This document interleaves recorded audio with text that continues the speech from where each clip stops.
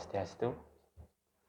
Pemirsa Mahardika Channel dimanapun berada, pada hari ini kita mengundang narasumber Dr. Imade Widya. Beliau adalah dosen pada Staf Keturunan Singaraja. Adapun tema yang kita akan diskusikan hari ini adalah Kala Tatwa. Sebelum masuk ke pembahasan, kita sapa dulu narasumber kita. Om Swastiastu, Ji. Om Swastiastu, Pak. Gimana? Sehat? Sehat. Iya. Terima kasih atas kehadiran, Ji. Seperti kita ketahui bahwasanya Kala Tatwa adalah suatu teks yang menceritakan perihal kelahiran Bathara Kala. Menurut Aji, bagaimana memaknai teks daripada Kala Tatwa ini, Ji? Terima kasih, Pak De. Saya ucapkan penganjali dulu. Om Swastiastu. Om Swastiastu. Pemirsa Mahardika Channel di mana berada, kami juga menyapa dengan penganjali Om Swastiastu. Pertama-tama kami mengucapkan terima kasih, Pak De, telah memberi kesempatan mengundang kami dalam acara Mahardika Channel yang kita banggakan bersama. Jadi pada hari ini kita akan mencoba berdiskusi, sharing tentang Kala Tatwa. Seperti tadi Pak De sampaikan, bahwasanya lontar Kala Tatwa itu adalah menceritakan tentang kelahiran Kala. Tidak lain adalah waktu itu sendiri. Lalu bagaimana memaknai sebuah teks? Ini memang banyak cara-cara memaknai, dan pemaknaan pun berbeda-beda antara satu orang dengan orang lain. Nah, seperti kita ketahui bersama, di Bali pertama Kala Tatwa itu adalah menjadi sumber yang memiliki otoritas tentang asal-usul Bathara Kala atau waktu, bahwa waktu ada karena kesadaran jatuh pada ruang yang disebut dengan buta. Kedua, Kala Tatwa juga menjadi salah satu babon teks pedalangan, terutama Sapu Leger, yaitu terkait dengan ritual pengelukatan atau ngeruat anak yang lahir pada hari Sanes Care Kliwon Wuku Wayang, yang dipresentasikan dalam sosok Rare Kumara yang ditakdirkan menjadi santapan Kala. Nah, pemaknaan individu itu juga berkembang karena orang-orang Bali terkenal patuh kepada tradisi, di mana secara personal sesungguhnya kreatif melakukan pemaknaan baru. Jadi kreativitas itu menyebabkan teks bertahan lama. Teks menjadi diterima dalam berbagai segi kehidupan, tidak semata oleh masyarakat sastra atau masyarakat agama. Dalam kasus Kala Tatwa, tentunya ini juga berbagai macam penafsiran. Ya. Nah, sebelum kita akan penafsiran satu persatu, tentunya kita harus mengetahui dulu bagaimana kisah daripada Kala Tatwa tersebut. Ya, ini saya akan bercerita dulu, Pak De. Nah, sehingga dari kisah itulah baru kita akan coba menarik sebuah makna-makna apa yang terdapat dalam atau pesan-pesan apa yang disampaikan oleh Sang Kawiswara kepada kita. Nah, di dalam Kala Tatwa itu dikisahkan Dewa Siwa sedang berjalan-jalan bersama saktinya, yaitu Bathari Giri Putri, di atas samudra. Nah, suatu ketika Siwa ini kasmaran, ya, karena tersentuh oleh Bathara Kama Jangankan kita manusia, dewa pun terikat dengan Kama. Nah, sehingga ada sebuah keinginan untuk bersanggama. Namun Betari Giri Putri menolak karena sadar bahwa dirinya adalah perwujudan Hyang, ya, Sang Hyang Giri Putri dan Sang Hyang Siwa. Nah, belum lagi tercapai keinginan Siwa, konon keluarlah Kamanya dan jatuh di atas samudra. Kama yang menetas itulah kemudian menjadi sosok raksasa yang sangat menakutkan. Nah, yang selanjutnya kita kenal dengan Bathara Kala. Nah, Bathara Kala ini ingin mengetahui siapa sebenarnya ayah dan ibunya.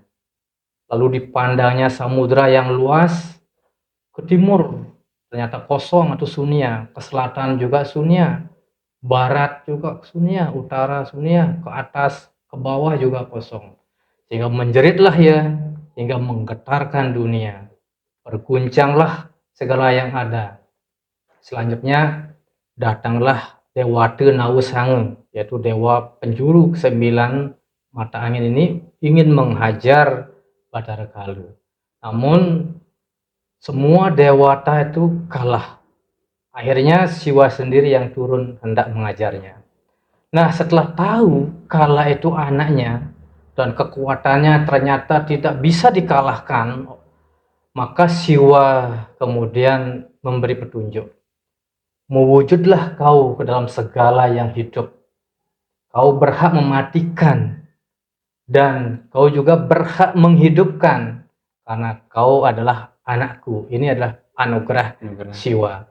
Nah, karena Siwa memberikan anugerah, maka Dewi Giri Putri pun tidak ketinggalan memberikan nasihat. Dari penjelasan Durga atau Giri Putri tentang makanan Kala, kita mengetahui adanya konsep salah waktu, salah ruang, dan konsep manusia sejati. Yaitu orang yang salah waktu seperti tidur di sandia kala, kemudian itu boleh dimakan oleh kala. Orang yang salah ruang seperti membaca cenyane, kekawin di tengah jalan, ya, akan menjadi juga santapan kala. Sebaliknya, bila ada orang yang tahu bagaimana berteman, bersahabat dengan kala, itu akan menjadi manusia sejati. Nah, begitu kira-kira Pak De pesan-pesan yang ada dalam Kalita 2 tersebut. Untuk selanjutnya kira-kira dari kisah yang Aji sampaikan tadi, kira-kira bagaimana memaknainya, Ci? Ya. Dari kisah tadi ada 3 hal yang menarik yang kita coba pahami. Pertama, waktu itu dinyatakan anak dari Bathara Siwa seorang. Pada umumnya sebuah kelahiran itu adalah terjadi hubungan dari Purusa Perdana. Namun Bathara Kala justru lahir karena dari seorang Siwa sendiri, bukan hasil dari pertemuan Siwa dengan Dewi. Nah, oleh karena itulah keterangan ini berbeda dengan apa yang dapat kita pahami dalam Uraspati Tattwa misalnya, atau beberapa lontar tutur lainnya yang menyatakan bahwa Dewi atau Perdana yang merupakan perwujudan maya selalu berusaha untuk memasuki atau mempengaruhi Purusa atau Siwa. Nah, di mana pertemuan Siwa dengan Dewi atau pertemuan Purusa dan Pradana itu akan melahirkan segala yang ada. Yang intinya adalah Panca Mahabhuta, yaitu udara, angin, api, air, dan tanah. Nah, karena waktu dilahirkan kehendak Siwa sendiri, maka tafsir kita ini mengarah pada kenyataan bahwa waktu pada hakikatnya bebas dari unsur Panca Mahabhuta tersebut. Dalam prakteknya, waktu kemudian masuk ke dalam kelima unsur. Nah, ini dengan Dewi Durga juga mengakui bahwa Kala itu adalah sebagai putranya. Nah, sehingga Kala atau waktu itu juga menguasai bumi atau dunia ini. Itu tafsir yang pertama. Kemudian yang kedua, dari kisah tadi, untuk bisa bersatu dengan Siwa, hendaknya seseorang terlebih dahulu menjadi manusia sejati. Nah, yang cirinya adalah telah mampu bersahabat dengan Buddha, Kala, dan Durga. Karena Siwa sendiri tidak terlepas dari saktinya, yaitu Durga. Nah, sehingga untuk bisa menyatu, hendaknya kita harus bisa bersahabat dengan Buddha yang dilahirkan oleh Durga tadi, Kala, dan Durga. Tiga ini adalah harus kita bisa bersahabat, ya, dengan sehingga kita akan bisa bersatu dengan Siwa. Kemudian tafsir ketiga, ini bisa kita lihat konsep salah waktu, di mana penjelasan konsep salah waktu dalam lontar itu nampak dibatasi pada perbuatan di luar kebiasaan, ya. Nah, di luar kebiasaan dan aturan-aturan yang berlaku umum di masyarakat. Gitu. Bila direnungkan lebih lanjut, nampaknya semua orang semestinya membebaskan diri dari cengkraman Kala. Nah, penjelasan lebih spesifik tentang konsep salah waktu itu ada juga dalam lontar Kalupurana. Dalam teks Kalupurana dikisahkan seorang tokoh bernama Pancakumara yang lahir pada waktu yang dianggap salah oleh tradisi. Karena itu secara teoritis ia akan dimakan oleh waktu itu sendiri, tidak lain adalah kakaknya. Nah, dengan perlindungan Siwa, Pancakumara akhirnya dapat diselamatkan dari kejaran waktu. Jadi inti dari penyelamatan ini adalah proses penyucian, ya, penyucian, di mana Kumara juga artinya adalah kesucian. Jadi Panca Kumara berarti 5 kesucian. Nah, jadi untuk bisa selamat, kelima ini ya tidak lain adalah unsur Panca Mahabhuta itu harus disucikan terlebih dahulu untuk bisa menjadi manusia sejati. Maka kita akan juga bisa akan mencapai yang namanya Siwa itu sendiri. Ya, demikian kira-kira Bade, menurut pemahaman saya. Pemirsa Mahardika Channel, dimanapun berada, demikian tadi telah disampaikan makna Kala yang terdapat dalam Kala Tatwa, yaitu tentang kelahiran Kala merupakan putra Siwa. Siwa sebagai Mahakala, dan untuk bisa bersatu dengan Siwa, maka seorang harus bisa menguasai Buddha, Kala, dan Durga.